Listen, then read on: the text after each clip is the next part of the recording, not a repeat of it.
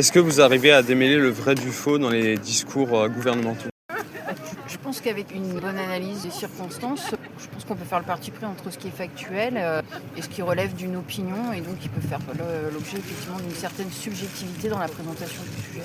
Si on se met par exemple dans le cadre d'une interview, je trouve qu'il y a un gros travail effectivement dans l'échange pour recontextualiser, ramener des faits. Non, pour moi il y a plus de faux que de vrai, mais j'arrive pas à démêler le vrai du faux. J'y arrive en partie parce que j'ai une petite formation derrière moi. Je me tiens informée moi-même en fait.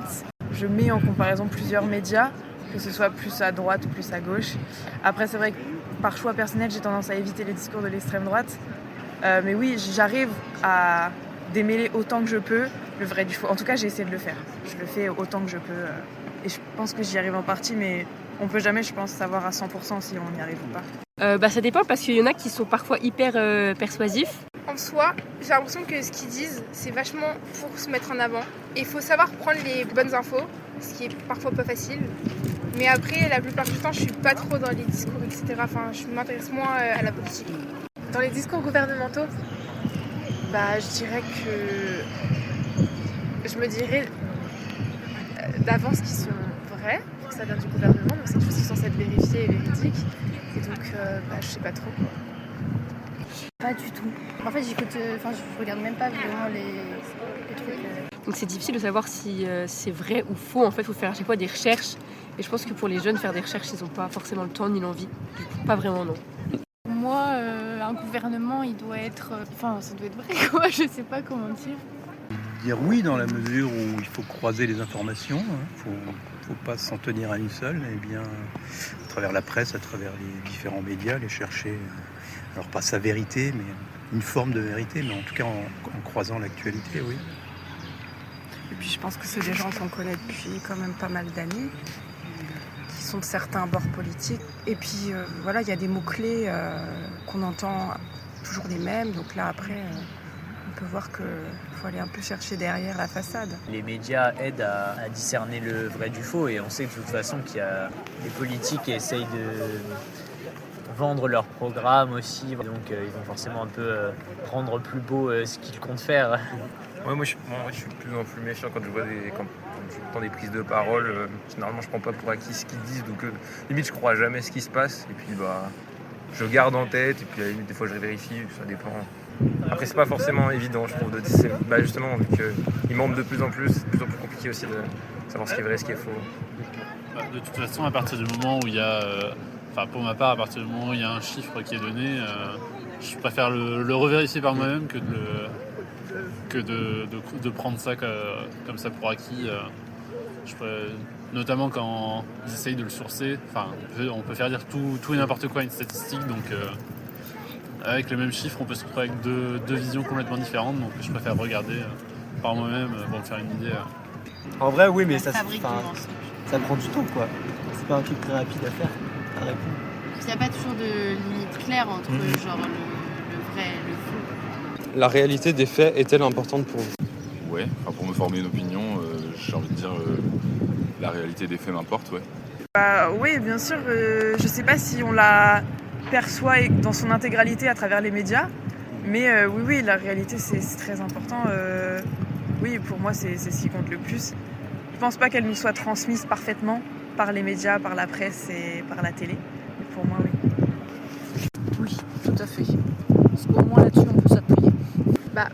Bien sûr, je veux dire, les opinions, etc., c'est basé sur des faits, sur des choses qu'on peut constater, qui impactent la vie des gens en politique.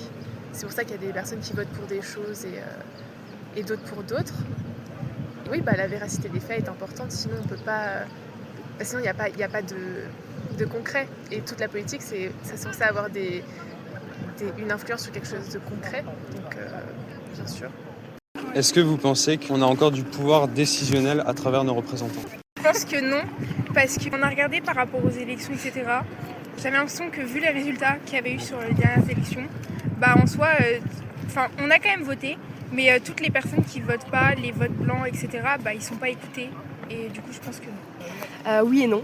Oui, parce qu'on vote pour nos élus, donc c'est eux qui décident et ils ont beaucoup de pouvoir malgré tout ce qu'on peut penser. Parfois, on a l'impression qu'il y a des contre-pouvoirs dans la société, notamment les pouvoirs économiques qui font que les personnes qui font de la politique ont peut-être un peu moins de pouvoir. Mais oui, je pense qu'on continue à être représenté par les élus et ça, c'est une bonne chose.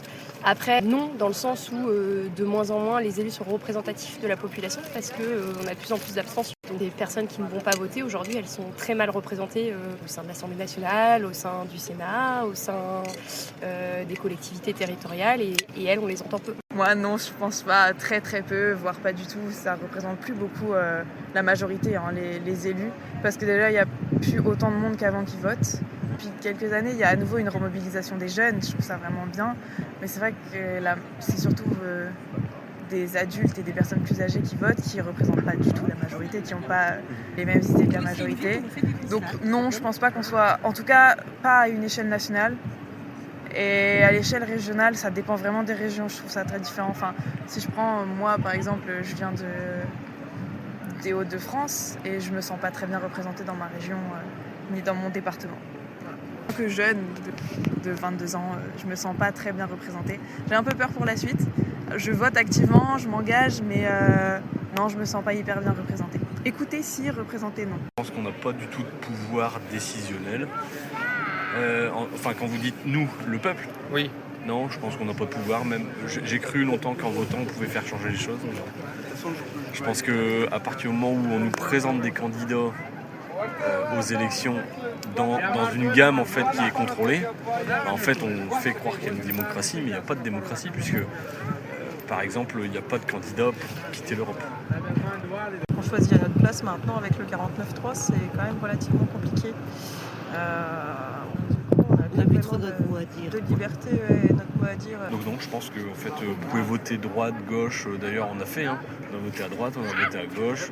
Donc vous dites, depuis les guerres, on a voté Pompidou, Mitterrand, Sarkozy, Hollande, que ça change.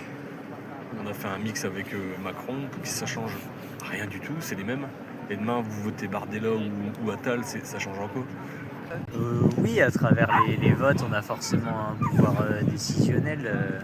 Alors certes, notre vote est minime, mais c'est important de faire valoir notre voix et c'est comme ça qu'on peut élire les représentants qui après vont faire les décisions, même si après on est forcément confronté au choix qui nous est donné, quoi. Des fois, le choix qui nous est donné ne nous correspond pas et le vote blanc n'a pas de rôle dans le système actuel, donc oui, on a un impact, mais des fois, on ne peut pas avoir l'impact qu'on aimerait avoir.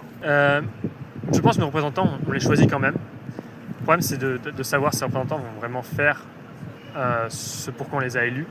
C'est toujours une inconnue, on ne peut jamais vraiment savoir. Il faut toujours donner une partie de confiance.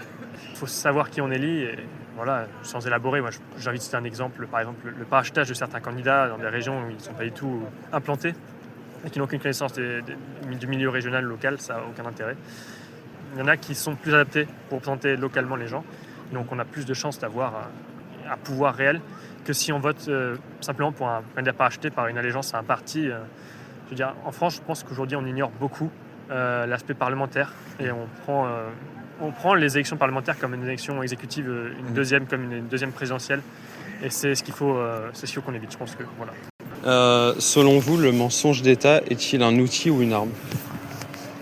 Le mensonge de nos politiciens par rapport à la démocratie, ça peut être à la fois ça peut être une arme parce que ça peut être intéressant d'utiliser le mensonge parce que je pense que tous les citoyens ne sont pas prêts à tout connaître. Je pense qu'il y a des choses qui sont... Je pense qu'il y a des choses qu'il faut cacher. Je vois pas pourquoi ce serait nécessaire. Du coup, c'est plutôt une arme.